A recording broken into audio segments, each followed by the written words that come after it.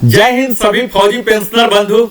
मुझे उम्मीद है आपका पेंशन लगातार आ रहा होगा और आते रहना भी चाहिए, क्योंकि इसके लिए आपने अपने जीवन कुर्बान किया है। आज का दिन हम सबों के लिए बड़ा ही खुशखबरी लेके आया, ओआरओपी का धमाका। और आप इस श्रृंखला को निरंतर देख रहे हैं, मुझे यह पता लग रहा है बहुत ही अच्छा रिस्पॉन्स मिल रहा। आज ओआरओपी 3 के धमाका में ही मैं एक नया लेके आया हूं, जो सर्कुलर आप सबों ने अभी तक जान चुका होगा कि 555 ओआरओपी 1 लेके आया था, 666 ओआरओपी 2 लेके आया था और ओआरओपी 3 लेकर आया 677 नाम का, जो कि लागू हुआ है 6 सितंबर को। बड़ा ही जल्दी ये सब हो रहे हैं। तो आइए हम सबसे पहले आपको सर्कुलर के बारे में ही थोड़ा सा दिखा दें कि आखिर ये सर्कुलर होता क्या है, किस लिए होता है। तो यह आप जान लीजिए, यह सर्कुलर जो है हमारे उन फाइनेंशियल अधिकारी के लिए, आप यहां देखेंगे कि यह सबसे पहले जो कॉपी किया गया है आरबीआई को किया गया है, यानी कि आरबीआई के अधीनस्थ जो भी ऑफिस है उनको गाइड कर सकें कि आगे की कार्रवाई क्या है। तो आगे की कार्रवाई सिंपल है, पेमेंट करना है उस बढ़े हुए दर पर। तो इस चीज के लिए जो फाइनल अथॉरिटी है यही सर्कुलर है 677। आप देख पा रहे होंगे 6 सितंबर को जारी किया गया, जिसके पहले एड्रेस ही है आरबीआई, दूसरा सारे सीएमडी हैं, पब्लिक सेक्टर बैंक जितने हैं, उसके बाद प्राइवेट सेक्टर है, उसके बाद यही कॉपी सीपीपीसी के लिए जाता है, जो कि अगर मैनुअल किसी को चेंजेस करने हैं तो वो चेंज करेंगे। यहां सीएमडी पब्लिक सेक्टर से उनके कारपोरेट सेंटर बैकएंड से सॉफ्टवेयर में चेंजेस करेंगे। ऑल मैनेजर सीपीपीसी से, सीपीपीसी के लिए जो बैकएंड से नहीं हो पाएगा कारपोरेट से, वो सीपीपीसी में मैनुअल करना पड़ेगा। इसके लिए ट्रिकल फीड जनरेट करना पड़ता, यह होगा। यही सर्कुलर जा रहे हैं एयर अटैची को भी, जो कि अलग अलग देशों में रहते हैं। यही सर्कुलर सारे सीडीए को भी जा रहे हैं, ताकि उनको पता लगे। आपको यह मालूम होगा कि सर्कुलर 677 के कारण जो भारत सरकार पर आर्थिक बोझ आ रही है, 6500 करोड़ का बोझ आ रहे हैं इसके बढ़ोतरी के कारण। अब यह अलग बात है, मैं अभी उस बात को नहीं करूंगा कि कितना बढ़ा नहीं बढ़ा, क्या विसंगतियां हैं, कितने लोग नाराज हैं, कितने लोग खुश हैं। तत्काल मैं यह 677 की एक जस्ट झांकी आपको दिखा सकूं कि इसका मूल उद्देश्य क्या होता। तो इसका मूल उद्देश्य है पेमेंट की कार्रवाई प्रारंभ करना, एरियर की कार्रवाई प्रारंभ करना। तो हम सब जान रहे हैं कि यह ओआरओपी 3 जो है लागू हुआ है 1 जुलाई 2024 से, यानी कि जुलाई महीना और अगस्त महीना 2 ही महीने हुए हैं। 99.99% सितंबर में बढ़ा हुआ पेंशन दर के द्वारा ही हमारा पेंशन होगा, यानी कि 2 ही महीने के एरियर आने की उम्मीद है। और जैसा हम सब जानते हैं, अभी तक हमारा डीए 50% है, जिसके 53% होने की कयास लगाई जा रही है। तो अगर 50% भी माना जाए तो मैं आगे के टेबल में आपको दिखाऊंगा कि कितना आपका मूल वृद्धि हुआ है आपके मूल पेंशन दर में। उदाहरण के तौर पर कह रहा हूं कि अगर 1000 रुपीज आपको बढ़ा हुआ दिख रहा पर मंथ, तो 2 महीने का हुआ और 50% डीए हुआ। यानी कि आप सिंपल फॉर्मूला रख लीजिए कि जो भी बढ़ा हुआ दर दिख रहा आपको, उसको 3 टाइम से मल्टीप्लाई कर दें। यह बड़ा ही सिंपल सा फॉर्मूला है। जो भी बढ़ा हुआ दर दिख रहा 3 से मल्टीप्लाई कर दें, वही आपके एडिशनल सितंबर माह में हो सकता है, बीच में भी हो सकता है कि सितंबर के पेंशन के साथ भी आएगा, जो कि आपको दिवाली दशहरा फेस्टिवल का है, इसमें मनाने में मदद करेगा। यहां आप देख पाएंगे कि यह सर्कुलर जो है 12 को एड्रेस किया गया है। इसमें सारी कुछ बातें वही हैं जो हमने ऑलरेडी कवर कर लिया है, और इसमें लगभग कुछ भी नया नहीं है एप्लीकेबिलिटी डेट के। इसके जो भी हैं ओआरओपी के कौन कौन से एप्लीकेबल हैं, कौन कौन से एप्लीकेबल नहीं हैं, डीएससी के लिए क्या होंगे, फैमिली पेंशन के लिए क्या होंगे, ये तमाम बातें यही सब हैं। इनके क्या मेथोडोलॉजी रहे हैं, डिसेबिलिटी के लिए कौन से टेबल हैं, तो एक जिस्ट आउट किया गया है, जो कि हम अपने अगले वीडियो में इसी श्रृंखला में, ओआरओपी का धमाका श्रृंखला में, इन सारे टेबल को, जो मुख्य टेबल हैं, आउट ऑफ 121 कोशिश करूंगा अधिकतम टेबल को एनालिसिस करके आप सबों के लिए बताऊं। आप लोग अगर चाहते हैं हमारे दर्शक चाहते हैं कि उस टेबल का पहले देखना चाहते हैं तो उसका मैं बताऊंगा, अदरवाइज मैं एक एक कर अधिकतम टेबल को जिसमें ज्यादा से ज्यादा लोग कवर है ये सबको मैं दिखाऊंगा। तो यहाँ जस्ट दिया गया है कि किस टेबल से किस टेबल तक क्या कवर करता है। आप यहां देखेंगे कि यही OROP का जो सर्कुलर है ये और किन्हें किन्हें जा रहा, तो यह तो है हमारे। यहां आप नीचे देखेंगे जस्ट फॉर इंफॉर्मेशन, इन जो नीचे के लोग हैं इन्हें सिर्फ इंफॉर्मेशन के लिए दिया गया है, इन्हें कुछ करना नहीं है, जस्ट मालूम होना चाहिए। इसमें अधिकतम PCDA के ही हैं, CDA के हैं, जो ऑडिटिंग अथॉरिटी हैं, रिकॉर्ड ऑफिस है, इन लोगों को कुछ ज्यादा करना नहीं होता, लेकिन मालूम होना चाहिए कि हमारे यहां से जो रिटायर हो रहे हैं इनका कितना पेंशन होता है, ये सब जानने के लिए यहां देख रहे हैं सबको दिया गया है। मुख्यतः यह जो आदेश है यह आदेश लागू हो रहा है इन सभी बॉडी पर जो कि करने वाले हैं फॉर एक्शन। ये 12 एड्रेसी जो हैं एक्शन मुख्यतः इसमें अब चूंकि स्पर्श ही हो गया है, खुद ही है, उसके लिए लागू हो जाएंगे। और CMD PSB के जो हैं इनके लिए है, तो अब स्पर्श को भी आदेश जा चुका जो कि PCDA के इंटरनल बॉडी ही है, वो भी इस पर काम करना शुरू कर दिए हैं। अब मैं आता हूं इससे आगे, जो इसके पीछे वाला लेटर था आप देखे होंगे, DSW का लेटर, जिसके आधार पर ही जो कि MOD का एक ऑथोरिटी था, उसी ऑथोरिटी वाले लेटर में जो कि 4 सितंबर को जारी, जस्ट 2 दिन पहले जारी किया गया था। यह आप देख लीजिए अंतर सर्कुलर में कई लोग इस गवर्नमेंट ऑफ इंडिया का MOD के लेटर को ही लेके बैंक में पहुंच जाते हैं कि मेरा ऐसा हो जाना चाहिए। यहां एक बारीकी सी चीज को देखना है कि ये देखिए 2 किसका है, chief of the defence staff, chief of the army staff, chief of the navy staff, chief of the air staff, यानी कि ये MOD का जो लेटर है इंटरनल लेटर है, इसमें कोई एक्सटर्नल बॉडी नहीं है, कोई भी पेमेंट इसके आधार पर नहीं किया जा सकता। ये उन्हें दिखाया जा रहा, बताया जा रहा है, एक आदेश MOD ने जारी कर दिया जो कि यह टेबल या यह लेटर को, पेंशन पॉलिसी लेटर, उन सबों के ही रिप्रेजेंटेटिव के द्वारा, इन लोग के ही वेटिंग के बाद ही ये बना है। अब ये अमली जामा इसे दे दिया गया, एक ऑथोरिटेटिव रूप दे दिया गया, यह पेंशन पॉलिसी है, लेकिन पेमेंट के लिए ये ऑथोरिटी नहीं है। ये अंतर मैं मूल यहां बताना चाह रहा हूं। यह पेंशन पेइंग ऑथोरिटी नहीं है, पेंशन टेबल के लिए जो कि PCDA जिस पर काम करती है उसके लिए ऑथोरिटी है, इंटरनल बॉडी के लिए। और बैंक के लिए जहां पेमेंट की बात आती है तो उसके लिए सर्कुलर है। यानी कि हम लोग को अगर क्लेम करना है वास्तविक कि हमारा इतना बढ़ जाना चाहिए, इतना नहीं बढ़ा, तो हमारे लिए लैंडमार्क यही 677 होना चाहिए सर्कुलर। इसी सर्कुलर के एनक्लोजर में ये लगे हुए हैं, यानी कि इसके जो सारे तमाम टेबल आप देखेंगे ये सब उसी सर्कुलर का हिस्सा अब बन गया है। ठीक है, तो अब मैं आता हूं अगले अपने मुख्य हिस्सा में। आज का वीडियो मैं मुख्यतः डेडिकेट करना चाहूंगा उन सभी मित्रों को जो कि 2016 1 जनवरी 2016 के बाद जो सेवानिवृत्त हुए हैं, यानी कि 7 CPC के आने के बाद। हम सब जान रहे हैं कि हर पे कमीशन कुछ न कुछ अच्छाई लाता है, परेशानी लाता है। तो जो परेशानी ला रहा है, आप देखे होंगे कि 2006 से 1 जनवरी 2006 से 6 CPC आया। इससे पीछे के लोगों को MSCP का लाभ नहीं मिलता था, उन्हें लाभ मिलने लगा सिर्फ 1 जनवरी 2006 के बाद। इसी प्रकार कुछ विसंगतियां हुई 2016 के बाद भी, 7 CPC के दौरान भी। 1 जनवरी 2016 के बाद क्या हुआ, वे लोग जो कि X ग्रुप में थे जिनका कि 6200 रखा गया अलाउंसेस, उन्हें अलग टेबल बनाया गया और उसी टेबल का नाम है टेबल नंबर 8, जो कि पिछले OROP 2 से टेबल नंबर 8 इंट्रोड्यूस किया गया। यह एक प्रकार की विसंगतियां हैं।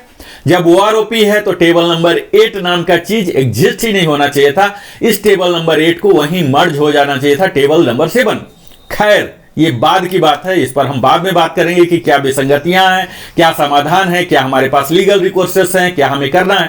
तत्काल मैं एक जस्ट रिकैप करके दिखाऊंगा और मूलतः इस वीडियो को मैं केंद्रित रखना चाहूंगा टेबल नंबर 8 पर, जहां की पूरे रैंक वाइज मैं यह दिखाने का प्रयास करूंगा कि OROP 2 में उन्हें क्या मिल रहा था, OROP 3 में क्या मिलेगा और मुख्य अंतर क्या है, कहां निगेटिव है, कहां कोई एनोमली है। इस पर मैं अपना वीडियो केंद्रित रखना चाहूंगा। इससे पहले जस्ट 2 मिनट में क्विक रिकैप कर लूं। मैं हर वीडियो में बताते रहा हूं OROP के बारे में, माइलस्टोन के बारे में, इसके सैरियल बेनिफिट्स के बारे में।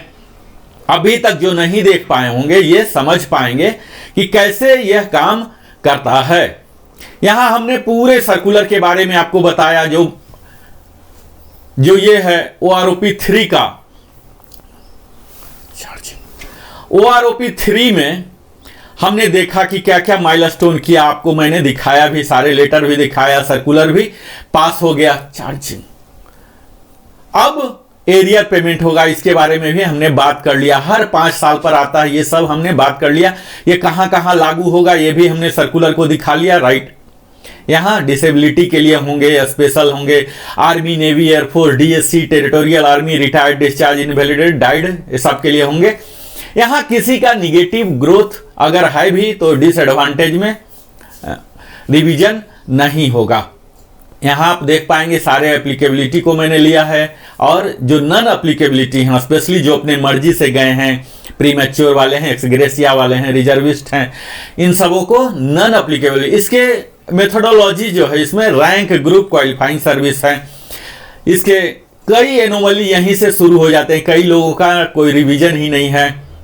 तो यहां तक हमने कॉमन बातें लगभग हर बार हम बोल रहे हैं आप सबों को। अगर आपने अभी तक हमारे चैनल को सब्सक्राइब नहीं किया तो अवश्य ही सब्सक्राइब कर लें, जिससे कि हमारा भी मनोबल बढ़ता है और भी बेहतर वीडियो बनाने का, और हमें उत्साह जगता है। तो आप अवश्य ही सब्सक्राइब कर लें, लाइक करें, कमेंट करें, अपने सगे संबंधियों के साथ साझा भी करें, और पुश कर दें बेल आइकन को, ताकि हमारे द्वारा बनाई हुई सारी वीडियो का नोटिफिकेशन आपको मिले और आप देख सकें। अभी तक हमने टेबल 7 का खूब विस्तार में बात कर चुका है। अगर आपने नहीं देखा होगा तो आप वहां जाके देख ले, जहां की सिपाही, इक्विवेलेंट, हर रैंक को हमने डिटेल्ड में लिया, कहां निगेटिव ग्रोथ है, कहां पॉजिटिव ग्रोथ है। यहां देखिए ऑनरी नायक के लिए है, यहां नायक एंड इक्विवेलेंट के लिए है, यहां ऑनरी हवलदार के लिए है, यहां हवलदार एंड इक्विवेलेंट के लिए, जिसे बैकबोन माना जाता है। यहां आप देख पा रहे होंगे कि एक्स ग्रुप का कितना निगेटिव ग्रोथ है। हालांकि वाई ग्रुप में यहां देखा जा रहा है कि कहीं निगेटिव ग्रोथ नहीं है, कुछ न कुछ उन्हें दिया गया है। यह एक कॉमन सी बात उभर रही है। और 20 और उससे ऊपर वाले को निगेटिव ग्रोथ नहीं है। यहां पर बहुत ही अच्छा सिंबल दिख रहा। ऑनरी सूबेदार के, ऑनरी नायब सूबेदार के साथ भी यही चीज हुआ है जो नायब सूबेदार के साथ हुआ है। यहां सबसे अलग चीज आपको जो दिखेगा, यह नायब सूबेदार के साथ भी आप देख लीजिए, सब निगेटिव ग्रोथ ही है।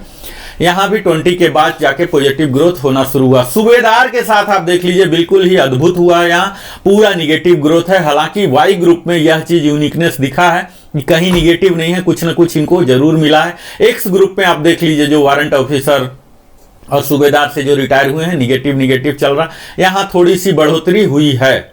यहाँ वाई ग्रुप में एज इट इज निगेटिव बहुत ही कम है, पॉजिटिव दिख रहे हैं। तो सूबेदार रैंक के साथ थोड़ी सी न्यायपूर्ण नहीं की गई है। यहाँ सूबेदार मेजर देख रहे होंगे, सूबेदार मेजर में भी यहाँ इनको निगेटिव ग्रोथ दिख रहा और फिर बाद में पॉजिटिव ग्रोथ हुआ है। यहाँ आप देख लीजिए कि हम इनके जो ऑनरी रैंक हैं, ऑनरी रैंक में भी शुरू में तो निगेटिव ही है, जो कि कोई होते नहीं इस लेंथ में। जहां से रिटायर होना शुरू करते हैं, यहां से थोड़ी सी बढ़ोतरी इनको मिली है, और अंतिम में जो 33 एंड एबव, 32 एंड एबव, इनको तो काफी अच्छा इजाफा मिला है। यहां आप देख पाएंगे।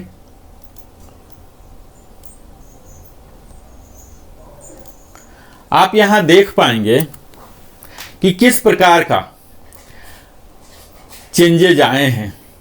यहां आप देख पाएंगे, थोड़ा ही है लेकिन है।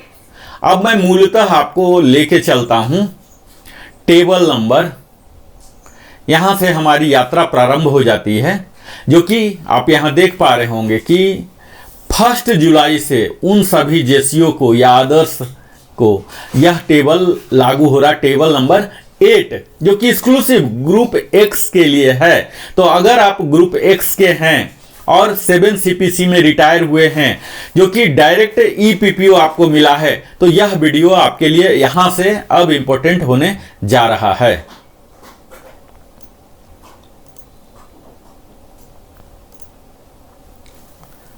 यहां देख लीजिए कि जो 7 CPC में रिटायर होने वाले जो सिपाही एंड इक्विवेलेंट हैं 6 महीने से हैं, तो इनका 1300 डिफरेंस आया है। काफी अच्छा, यहां पूरा टेबल 8 में काफी अच्छा इजाफा है।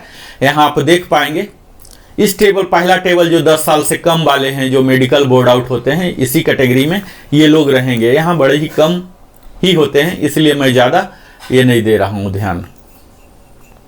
आप यहां देखें कि किस प्रकार थोड़ी सी बढ़ोतरी हो रही है। लेकिन यहीं आप जब क्वालिफाइंग सर्विस ज़्यादा बढ़ रहे हैं, जो सिपाही रैंक का यूजुअली नेवी में 15 ईयर्स में जाते हैं 225 हो रहे हैं, और उसके बाद एक बढ़ोतरी अच्छा खासा है 20 ईयर्स पर जो सिपाही रैंक में ही है। हालांकि ऐसा बहुत ही कम होगा, फिर भी 20 ईयर्स में 1050 का बढ़ावा हो रहा। और 20 के ऊपर वाला जो कि बिल्कुल नगण्य ही मात्रा में होंगे ऐसा, तो 2009 का डिफरेंस हो रहे हैं। अगला रैंक है ऑनरी नायक। ऑनरी नायक में भी आप देख पाएंगे कि 6 मंथ्स के लिए 1300 हैं। इसके बाद सब में कुछ कुछ बढ़ोतरी हो रही है, पॉजिटिव ग्रोथ है टेबल नंबर 8 में। इसके बाद आप पिछले टेबल की तरह ही देखेंगे, कहीं निगेटिव है कहीं पॉजिटिव है। 20 के बाद 20 में 1050 हो रहे हैं, ग्रोथ अच्छा खासा है।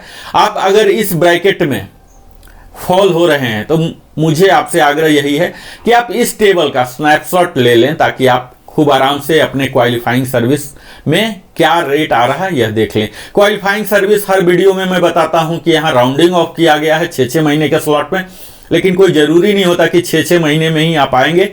कई का 3 महीना रहेगा, तो अगर 3 महीना स्पिल ओवर हुआ, यानी कि उदाहरण यहां ले लीजिए 11 ईयर्स 3 मंथ हुए हैं, तो आपको 11 में ही रखा जाएगा।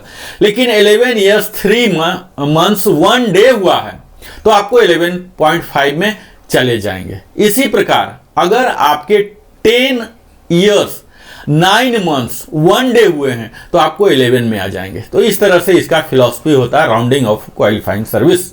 ऑनरी नायक में भी आप देख पाएंगे कि 20 ईयर्स में 1050 रुपीज का इजाफा हो रहा है, और 20 के ऊपर में फिर से वही ट्रिक किया गया है, 2009 का इंक्रीज दे दिया गया है। अगला है नायक एंड इक्विवेलेंट, जिसमें काफी लोग रिटायर होते हैं। आप यहां देखेंगे इनके लिए काफी कुछ दिया गया है। यहां आप देखिए इनके लिए काफी कुछ दिया गया है। 6 महीने से ही इनको 1300 जो नायक जाते हैं 10 ईयर्स तक भी जा रहे हैं, तो इन्हें अच्छा खासा इजाफा मिल रहा है। यही चीज 10 से ऊपर वाले अधिकतम जाते हैं। यहां थोड़ा सा दुख ही करने वाला है कि अगर कोई नायक 15 में जा रहे हैं तो 1308 का डिक्रीज हो रहा है, यानी कि इनको एडवांटेज नहीं मिल रहा। 17 तक यूजुअली ये नायक जाते हैं, तो यहाँ निगेटिव हो रहा, कुछ भी नहीं मिल रहा 7 CPC वाले को। तो यहाँ आप देख पाएंगे 20 ईयर्स में भी जा रहे हैं तो मात्र 707 रुपीज का इजाफा हुआ है। इसके ऊपर बहुत ही कम जाने वाले होंगे, और इस टेबल बनाने वाले को भी मालूम है कि 22 के बाद कोई नायक नहीं रहेगा, वो हवलदार बन ही जाएगा या ऑनरी बन जाएगा। तो यहाँ 22 के बाद अंधाधुन वैल्यू इन्होंने दिया है 2657 टेबल 8 में, जो कि 28 मैक्सिमम है, यहां तक जा रहा है। अगला रैंक है ऑनरी हवलदार, जो कि सिर्फ आर्मी में ही होता है। यहां आप शुरू में देखेंगे 10 साल तक काफी बेहतर इजाफा है, 3 डिजिट में है, काफी खुश करने वाला। हालांकि इसमें कम ही होंगे जो ऑनरी हवलदार होंगे, तो 20+ हो जाएगा, इसमें फॉल नहीं हो पाएंगे। बहुत ही कम जो कि स्पोर्ट्स कोटा से डायरेक्ट स्पेशल प्रमोशन लिए आउट ऑफ टर्न, तो ये सब हो सकते हैं एक्सेप्शनल वाले। यहाँ फिर देखिए 10 के ऊपर वाले कुछ हो सकते हैं। यहाँ जो जाने वाली ब्रैकेट है 15, 16, 17, यहाँ सब निगेटिव ग्रोथ है, और 20 ईयर्स में कुछ हो सकते हैं, तो 707 है। यानी कि ले दे के आप कह सकते हैं कि जो जाने वाला ब्रैकेट है इसमें कोई बहुत ज्यादा लाभ देने वाला नहीं है। जहां तक लाभ दिख रहा है इस टेबल में, उस ब्रैकेट में जाने वाले लोग नहीं होंगे। यहाँ फिर ऑनरी हवलदार रैंक लेके कोई जाने वाले अगर हैं तो यहाँ देख लीजिए 831 है, और उसके बाद 22 ईयर्स के बाद 2657 काफ़ी अच्छा इजाफा हुआ है। हवलदार एंड इक्विवेलेंट, मैं बार बार बोलता हूँ कि हवलदार हमारे डिफेंस फोर्सेस के एक बैकबोन होते हैं। टेबल नंबर 8 में यही चीज दिख रहा है कि यहाँ टोटल निगेटिव, बैकबोन को पूरे निगेटिव ग्रोथ दिला दिया है। 10 ईयर्स तक कुछ भी नहीं मिल रहा। हालांकि 10 ईयर्स तक हवलदार जाने वाले बहुत कम होंगे। इनके जाने का दर जो 20+ ही शुरू होता है। 17 तक भी अगर कोई आउट ऑफ टर्न प्रमोशन लेके गए हैं या डायरेक्ट रिक्रूट हुए हैं तो इन्हें कोई ज़्यादा लाभ नहीं होगा। 17 ईयर्स तक -925 ही हो रहा है एक्स ग्रुप में टेबल नंबर 8 का। जब ये जाने लगे 20 से तो इनको 1350 का लाभ हो रहा है। यही चीज जो टेबल नंबर 7 है, टेबल नंबर 7 में 2525 का इजाफा हुआ है, लेकिन इस 28635 से नीचे ही है। मैं अगला वीडियो बना रहा हूं जिसमें कि टेबल नंबर 8 का ही कंपैरिजन करके दिखाऊंगा, टेबल नंबर 8 और टेबल नंबर 7। यहां आप देख लीजिए मित्रों कि विसंगतियां का मुख्य कारण यहां ओआरओपी में यह भी हो रहा। आप यहां देखिए कि 20 ईयर्स में है ये 20 ईयर्स के कई सार्जेंट ऐसे हो सकते हैं जो सार्जेंट उन्होंने 10 ईयर्स में बन गया, 11 में बने, 12 में बने, 13 में बने, 15 में बने। जस्ट एग्जांपल के लिए बोल रहा हूं। कुछ लोग सार्जेंट 5 ही साल रहे, कुछ 2 साल रहे और कुछ 1 ही साल रहे। ऐसा भी केस हो सकता है। अब यहां देख लीजिए कि उन सब का पेंशन यही होगा, जबकि उनका जो सैलरी था या जो मूल पीपीओ जो पहली बार उनको रिटायरमेंट के टाइम जारी किया गया पीपीओ, उसमें इससे इस वैल्यू से बहुत ज्यादा ऑलरेडी होगा। तो यहां जो डिफरेंस मैं दिखा रहा हूं ये हर लोगों के लिए वास्तविक डिफरेंस नहीं है। ये डिफरेंस आपको आंख बंद करके नहीं कर लेना है। आपको अपना जो प्रेजेंट बेसिक है, जो पेंशन स्लिप में आप देख सकते हैं, अपने प्रीवियस पीपीओ में दे सकते हैं, वहां से कृपया करके आप वेरीफाई करें कि आपका प्रेजेंट बेसिक कितना है। हो सकता है कि यहां बढ़ा हुआ दिख रहा हो लेकिन एक्चुअल आपके लिए बढ़ा हुआ नहीं होगा, क्योंकि अगर आपने फास्ट प्रमोशन लिया होगा तो इससे ज्यादा आपको ऑलरेडी मिल रहा होगा। यही यहां ओआरओपी के विसंगतियां का मूल कारण होता है। जैसे आप यहां समझें, अगला रैंक आपको दिखाता हूं सूबेदार का, सूबेदार नायब सूबेदार का आप देख लीजिए। नायब सूबेदार कोई लोग ऐसे होंगे जो डायरेक्ट हवलदार बन के आए, एजुकेशन इंस्ट्रक्टर, पंडित और कई ऐसे ट्रेड होते हैं हमारे फौज में। यहां आप नायब सूबेदार को देखें तब आपको पता लगेगा। यहाँ 10 ईयर तक टोटल माइनस ग्रोथ है, ठीक है, इस पर बात नहीं कर रहा हूं। 17.5 तक माइनस है या जीरो है, बात नहीं कर रहा हूं। 20 तक भी जीरो है, इस पर बात नहीं कर रहा हूं। 20 के ऊपर भी 23.5 जीरो ही है, और इसके बाद 24 से 100 है, और यहाँ 11, यानी कि नायब सूबेदार को यहाँ भी कुछ नहीं दिया गया। टेबल नंबर 7 में भी कुछ नहीं दिया गया और टेबल नंबर 8 में भी लगभग नगण्य के बराबर ही है, 26 वाले को मिला है। अब यहाँ यह देख लीजिए कि नायब सूबेदार कोई 26 साल का अगर रिटायर हुए हैं तो ये हो सकता है कुछ लोग ऐसे सैंपल होंगे जो कि नायब सूबेदार सिर्फ 2 ही साल के लिए बने थे या लास्ट 6 मंथ में बने थे, नायब सूबेदार से रिटायर हुए हैं सिर्फ। और कुछ ऐसे हो सकते हैं जो कि पिछले 10 साल से ही नायब सूबेदार पद पर ही होंगे। तो यहां मूल कारण यह भी हो जाते हैं विसंगति आने का कि यहां वो जो लास्ट रैंक हेल्ड है इसका कंसिडरेशन नहीं किया गया है। यहां जो कंसिडरेशन होते हैं ओआरओपी के टेबल फॉर्मेशन में मुख्यतः उनके ग्रुप क्या हैं, उनका रैंक क्या है, क्वालिफाइंग सर्विस क्या है, last rank held for how many years, इस चीज का कंसिडरेशन नहीं है।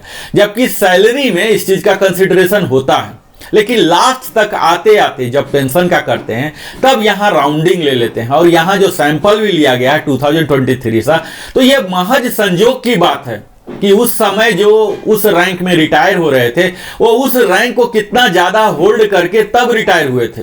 अगर उस रैंक को ज्यादा साल तक होल्ड करके रिटायर हुए हैं तब तो अधिकतम पर हुए होंगे, तब तो जो एवरेज वैल्यू आएगा वो अधिकतम आएगा। लेकिन उस साल अगर कम से कम पर ही वैल्यू लेके ही रिटायर होने वाले ज्यादा संख्या रहे हैं तो उनका एवरेज भी डाउन हो जाएगा। और यही कारण है निगेटिव ग्रोथ या जीरो होने का। अब किस साल कितने ज्यादा रिटायर हो रहे हैं ज्यादा वैल्यू लेके, ये तो 20 साल 25 साल पीछे जाना पड़ेगा, इतिहास को देखना पड़ेगा कि उस समय गवर्नमेंट की जरूरत क्या थी, कितने उन्होंने इनफ्लो लिया था, उसके हिसाब से आउटफ्लो होगा। या फिर मार्केट में देखना पड़ेगा कि मार्केट में अभी फौजियों का डिमांड कितना है, इसके अनुसार से आउटफ्लो होते हैं। तो ये सब कई फैक्टर है।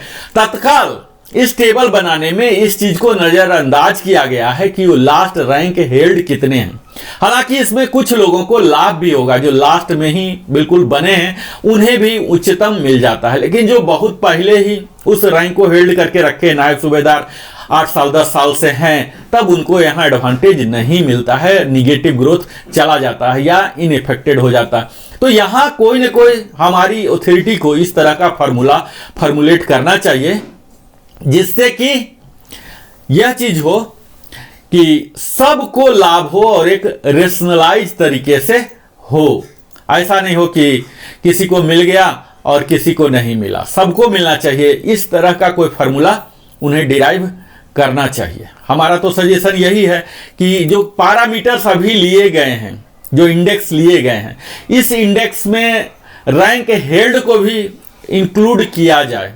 मिनिमम उस रैंक का इतना बढ़ोतरी हो, यानी कि सिंपल सी बात है कि 3-3% तो बढ़ ही रहे हैं, तो 3-3% हर साल बढ़ रहे हैं, तो 5 साल में है तो 15%, तो 7.5% तो मिनिमम सब में बढ़ोतरी होना ही चाहिए। तो ये फार्मूला लेके चलें तो शायद इतनी विसंगतियां ना हो। सूबेदार रैंक का यहां भी देख लीजिए, जैसा टेबल 7 में हमने देखा, यही चीज क्लियर दिख रहा कि 10 साल तक बिल्कुल निगेटिव ग्रोथ, इतना ज्यादा निगेटिव ग्रोथ दिख रहा है।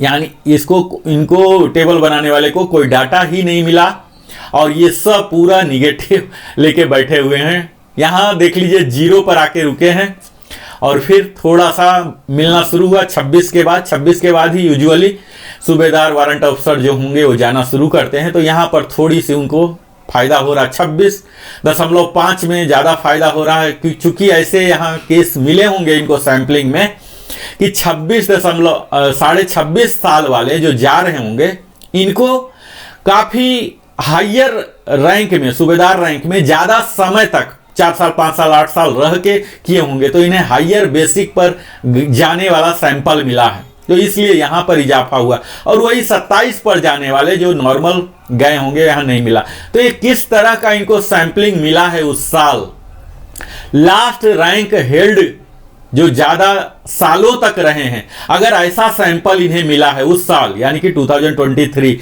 तो उनका बढ़ गया। यही इसके पीछे लॉजिक दिख रहा कि कहीं 0 हो रहा, जो कि ऐसा नहीं होना चाहिए। इनका पॉलिसी टेबल फॉर्मेशन में ऐसा होना चाहिए कि सबको इतना मिनिमम होना ही चाहिए। अब यहां देख लीजिए कि 25 साल वाले का कुछ भी नहीं हो रहा, यहां निगेटिव हो रहा, और 26 में वही जाके 8 हो रहा। तो 22.5 से लेके 25.5 तक कुछ भी नहीं मिल रहा और 26 में जाके 800 रुपया मिला है। तो ये सब विसंगतियां हैं जो कि क्लियर कट सूबेदार में बहुत ही ज्यादा इंपैक्ट कर रहा है, निगेटिव इंपैक्ट आ रहा है। इसी प्रकार सूबेदार मेजर में आप देख लीजिए कि इसमें जो हम देख पा रहे हैं अधिकतम है इनका, सारे निगेटिव ही आपको लग रहा है। यहां 10 साल तक निगेटिव ही दिख रहा। हालांकि 10 साल में कोई सूबेदार मेजर बन के नहीं जाएंगे, कोई एजुकेशन इंस्ट्रक्टर या डायरेक्ट हवलदार से या जेसीओ से हुए हो सकते हैं और मेडिकल बोर्ड आउट हो जाएं, तब अलग बात है। 20 तक भी यहाँ पूरा निगेटिव, इतना भयंकर निगेटिव इनको मिल रहा है, यानी कि सैंपल ही इनको नहीं मिला है। सैंपल नहीं मिलने की वजह से इनका एवरेज खराब हुआ। एक आध कोई सैंपल मेडिकल वाला मिला होगा जिसका कि बहुत ही लो रहा, क्योंकि कम लेंथ ऑफ सर्विस में जब आउट हो रहा तो उसका बेसिक भी कम ही होगा, तो कम वाले के कारण ये पूरा निगेटिव चला गया। तो ये एक विसंगति पूर्ण है। इसी तरह से आप देखेंगे सूबेदार मेजर का यहाँ 20 से ऊपर वाला है, जो कि एक्चुअल यहाँ पर सारे निगेटिव ही दिख रहे हैं आपको। यहाँ आप देखिए पूरा निगेटिव, पॉजिटिव वैल्यू 26 से शुरू हुआ है, जो कि यहां से जाना शुरू ऑलमोस्ट करेंगे। टेबल नंबर 8 में आप देखेंगे कि सूबेदार मेजर को यहां से 1000 मिलना शुरू हुआ है। 26 के बाद ही यूजुअली एसएम बनेंगे, एमडब्ल्यू बनेंगे। इतना अभी तो एमडब्ल्यू के लिए 30 इयर्स क्वालिफाइंग सर्विस है, तो 30 के बाद ही बनेंगे ही और उसके बाद ही जाएंगे, 31 में जाएंगे। तो वहां जब वो जाना शुरू होंगे तो उन्हें एक मिल रहा 1000 रुपीज एटलीस्ट मिल रहा है। यहाँ भी आप देख लीजिए कि 1000 रुपीज इन्हें मिल रहा है। लास्ट में जब सूबेदार मेजर ये सबको काफ़ी अच्छा मिला है, 33 एंड एबव को तो 46300 जो HFO का है यही दे दिया गया है। यहाँ सूबेदार मेजर का आप देख पाएंगे। ACP वाले का भी इसी तरह से फर्स्ट जो 10 ईयर्स तक पूरा निगेटिव है, अगला भी 20 ईयर्स तक निगेटिव है। यहाँ फिर से पॉजिटिव 26 साल के बाद ही होना शुरू हुआ है। सेम जो सूबेदार मेजर का है वही ACP 1 में भी है। तो इस प्रकार का यहाँ आप देख पाएंगे ये सारे टेबल। अब आपने इसमें जिनको भी टेबल नंबर 8 में कोई डाउट है, कुछ पूछना है, कुछ बताना है, तो वो हमारे कमेंट सेक्शन का यूज करें। अगर आपको कोई अपने क्वालिफाइंग सर्विस का डाउट है तो आप पूछ सकते हैं। और एरियर की बात जहां हम बार बार ही बोल रहे हैं कि एरियर आपको सितंबर महीना में आ जाएगा। जो भी यहां बढ़ा हुआ दिख रहा है उसको 3 टाइम्स आप कर दीजिए, यही आपका बढ़ा हुआ एरियर आएगा। आप हमारे साथ निरंतर बने रहते हैं। आप जिस कैटेगरी में फॉल हो रहे हैं इस टेबल को आप ये कर लीजिए। यहां पर आप स्नैपशॉट ले सकते हैं।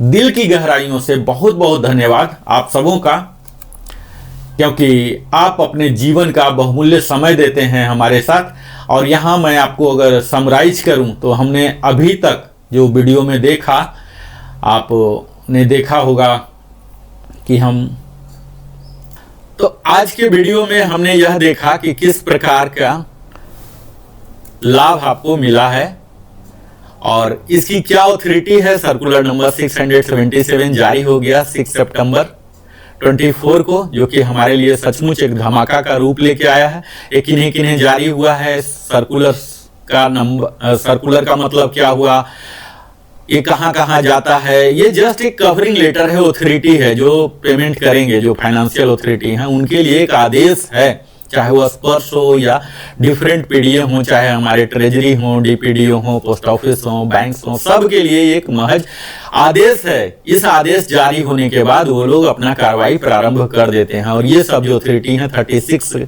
कॉपी जो स्पेयर कॉपी भी है, ये सब इनके लिए इंफॉर्मेशन के लिए है कि इनको पता होना चाहिए कि हमारे यहाँ जो काम करते हैं उनका क्या है।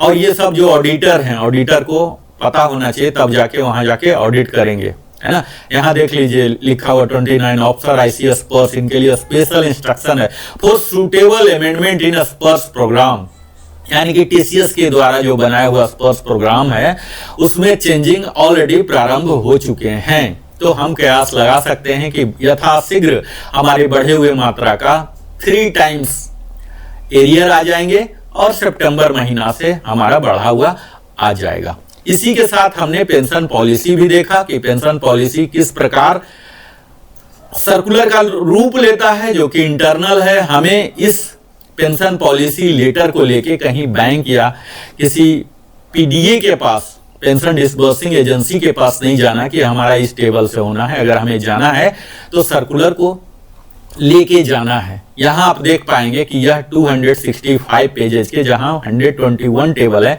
जिसे मैं बारी बारी करके एनालाइज करके आप सबों को दिखाने जा रहा हूं। तो आज तक हमने काफी कुछ कवर किया और उम्मीद है आप हमारे साथ इसी प्रकार जुड़े रहेंगे। और भी मैं कई तरह की नई आपके लिए लाता रहूंगा और आपको सुदृढ़ करते रहूंगा। बहुत बहुत धन्यवाद, बहुत बहुत धन्यवाद। फिर मिलता हूं अगले वीडियो में, तब तक जय हिंद।